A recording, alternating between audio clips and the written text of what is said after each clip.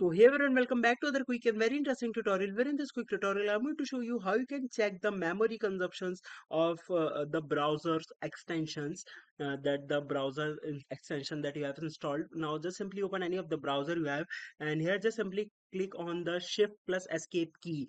Once you click over there, here you're gonna find the amount of memory that have been consumed, the amount of RAM that have been consumed by these browser extension. For example, the sound booster contains 21 KB of my RAM, and it has a process ID as well. Now if I want to terminate it, I can easily hit this and end task, and from this list I can easily check all the extension that are running in the background of my browser and consuming the RAM and consuming my system resources. Alright, so that's it for this tutorial. I hope this video will be helpful for you. Make sure to hit the like button and subscribe button for more such helpful and interesting tutorials. See you in the next one. Take care.